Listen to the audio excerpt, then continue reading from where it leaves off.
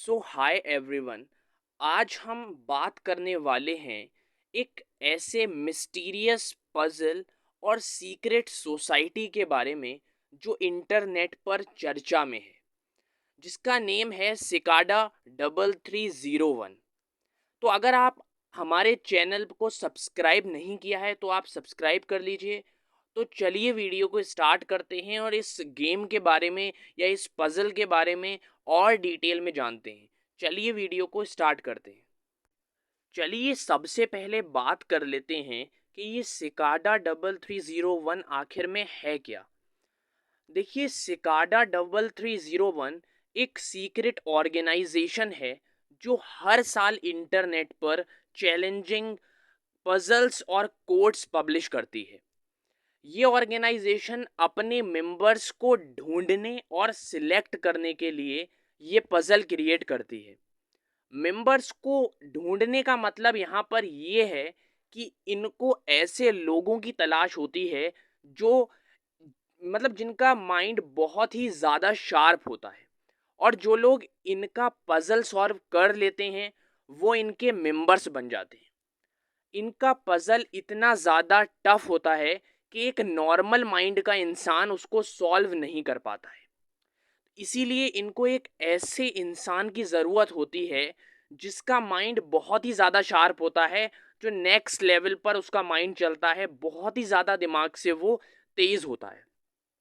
अब सिकाडा 3301 ने अपना जो पहला पजल था वो 4 जनवरी 2012 में पब्लिश किया था।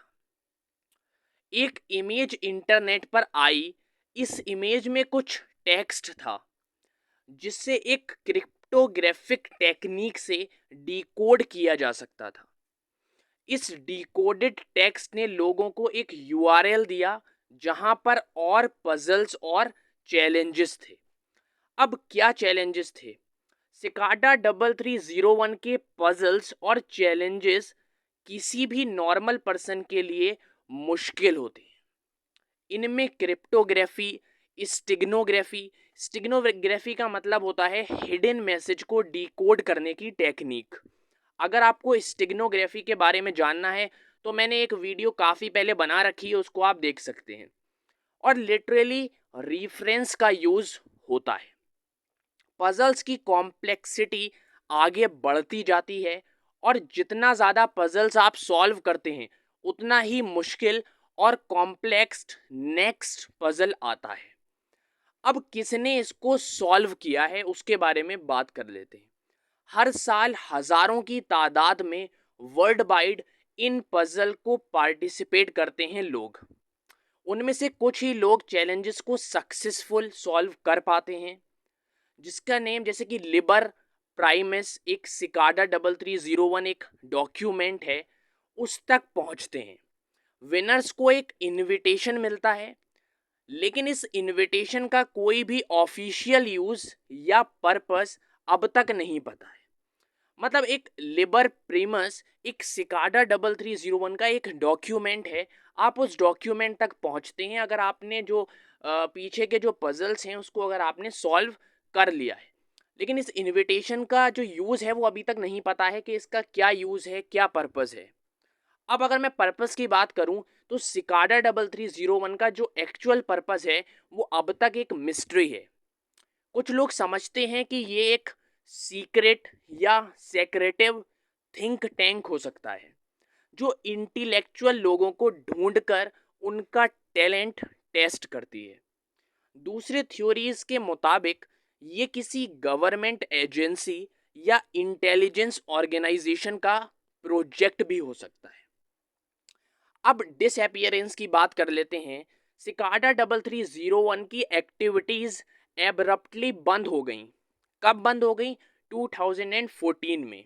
इसके बाद तक कोई ऑफिशियल कम्युनिकेशन नहीं आई और ऑर्गेनाइजेशन के पीछे कोई भी अपडेट नहीं आई। तो यहाँ पर सिकाडा 3301 का डिसअपियरेंस हो गया। कुछ थ्योरीज की बात कर लेते हैं कि लोग क्या कहते हैं। कई थ्योरीज हैं इस मिस्ट्री के बारे में। कुछ लोग मानते हैं कि सिकाडा 3301 एक इंटेलिजेंस एजेंसी का प्रोजेक्ट हो सकता है जहां पर ब्राइट माइंड को रिक्रूट किया जाता है। दूसरे ये कहते हैं कि ये एक सीक्रेट सोसाइटी का हिस्सा है जिनका मिशन है इंटेलिजेंस और क्रिप्टोग्राफी को प्रमोट करना। चलिए बात कर लेते हैं अब इम्पैक्ट के बारे में। सिकाडा 3301 का मिस्ट्री पॉप कल्चर में भी प्रभावित किया है। इससे इंस्पायर्ड होकर कई मूवीज, कई टीवी शोज, बुक्स बनाई गई हैं जो इन इंजमेटिक ऑर्गेनाइजेशन को और भी ज़्यादा फेमस बनाती है। ये डिटेल्स सिकाडा 3301 के मिस्ट्रीज को और साफ ढंग से समझने में मदद करेगी।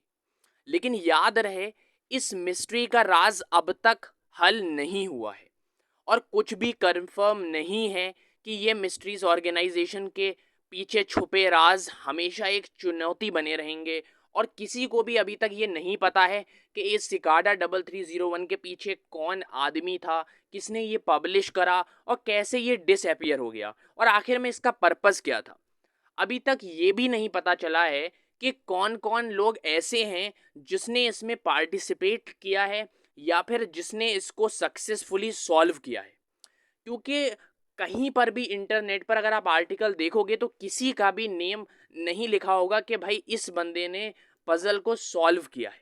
क्योंकि वो पजल इतने ज़्यादा टफ होते हैं कि एक नॉर्मल इंसान, एक नॉर्मल ह्यूमन बीइंग उसको सॉल्व नहीं कर सकता। और अगर आपने एक स्टेज सॉल्व करा तो सेकंड स्टेज और भी ज़्यादा टफ आएगा, थर्ड स्टेज और भी ज़्यादा टफ आएगा। तो इस तरीके के जो पजल्स हैं वो सिकाडा 3301 में आए और 2014 में डिसअपियर हो गया सिकाडा 3301 पूरी तरीके से।